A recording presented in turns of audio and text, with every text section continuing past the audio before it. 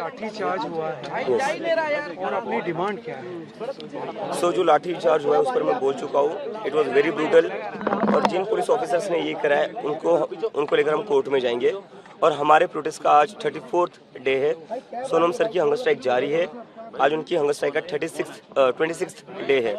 तो जब तक हमारी डिमांड्स पूरी नहीं होती तब तक हमारा प्रोटेस्ट जारी रहेगा। But we are requesting Sonam sir to end his hunger strike because we can not afford to lose his life.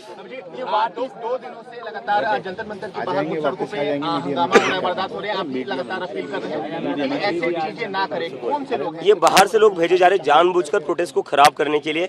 हम यहाँ पर 1 महीने से बैठे हुए थे, 1 महीने में ऐसी कोई वारदात नहीं हुई। लेकिन अब क्या हो रहा है, जैसे ये प्रोटेस्ट बड़ा हो गया है तो ये बाहर से गुंडे भेजे जा रहे हैं बीजेपी द्वारा जानबूझकर लोगों को उकसाने के लिए। और यही लोग हैं जो पथराव कर रहे हैं बीजेपी के। पुलिस यहाँ पर पत्थरों के ट्रक लाकर रखती है, बीजेपी के गुंडे आते हैं, वो पत्थरबाजी करते हैं और फिर कॉकरोच जनता पार्टी के लोगों को बदनाम करते हैं। What about the discussion? The central cabinet ministers are saying door is open. Our door is Jantar मंतर's door is also open. Abhijit दिपकेजी, तुमची आता भूमिका काय नक्की नेमकी? तुम्ही आंदोलनावरती ठाम आहात, परंतु चर्चेसाठी तुम्हाला बोलवण्यात आलेलं आहे. चर्चेसाठी तुम्ही जाणार की सरकार इकडे आहे? आम्ही मागच्या वेळेस सरकारकडे गेलो होतो चर्चेसाठी, पण सरकारने 5 तास बसून ठेवलं. 5 तासात ते फक्त 10 मिनिटं बोलले. तर त्यांनी एका प्रकारे आमचा पूर्ण टाइम वेस्ट केलेला आहे. आता जर सरकारला चर्चा करायची असेल तेही सरकारच्या घरी होणार नाही. आता ती जंतर परंतु मंतर. दिपकेजी, या आंदोलनामध्ये अनेक वेगळ्या शक्ती देखील घुसलेल्या आहेत, तुमचं आंदोलन बिघडवण्याचं काम करतात आहेत. आणि या सगळ्या आंदोलन बिघडवत असताना पोलिसांचा देखील सौम्य लाठीचार्ज जो आहे तो आंदोलकांवरती होताना पाहायला मिळतोय. काय सांगाल या संदर्भात? जे लोक इथं उत्मात करतात पोलीस त्यांना काही करत नाही. 12 वर्षांच्या मुलींवर लाठीमार करतायत ते. 15 वर्षांच्या मुलींचे कपडे फाडून त्यांना मारतायत. पण जे सिव्हिल ड्रेसमध्ये काही लोक दगडफेक करत होते आणि असं पाहण्यात आले की काही पोलीसवाल्यांनी सुद्धा गाड्या फोडलेल्या आहेत.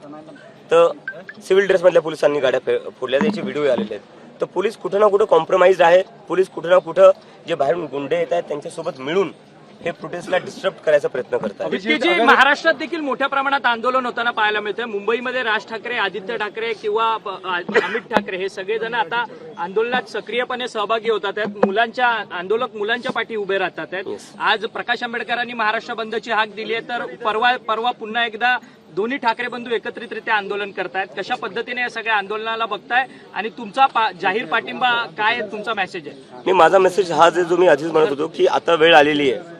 आपल्या सगळ्यांना आपले जे पॉलिटिकल डिफरन्सेस आहे ते बाजूला ठेवावे लागतील. आपले जे काही आयडिओलॉजिकल डिफरन्सेस आहे ते बाजूला ठेवावे लागतील. कारण की आता जो विषय तो खूप मोठा विषय, देशाच्या भविष्याचा विषय. जर आज आपण एकत्र येऊन आवाज नाही उठवली किंवा आंदोलन नाही केलं तर ह्या देशात वाचवण्यासारखं काही राहणार नाही. मुलांचं भविष्य वाचवण्यासारखं. मुख्यमंत्री देवेंद्र फडणवीस म्हणतात की मुलांच्या खांद्यावरती बंदूक ठेवून हा सगळा आंदोलनाचा प्रकार सुरू आहे आणि फेसलेस आंदोलन आहे अशा पद्धतीची टीका करतात ते. मुख्यमंत्री फडणवीसांना माझी एकच विनंती आहे, तुमच्या घराच्या 500 मीटरवर आकांक्षा चतुर्वेदीने आत्महत्या केली होती. पहिले तिच्या घरी जा साहेब, तिच्या घरी जाऊन भेटा. तिचे आईवडील आजही म्हणतायत की आमच्याकडे सरकारचं कोणीच नाही आलेलं आहे. तर तुम्ही तुमचं काम आधी नीट करा, नंतर दुसऱ्यांना घ्या.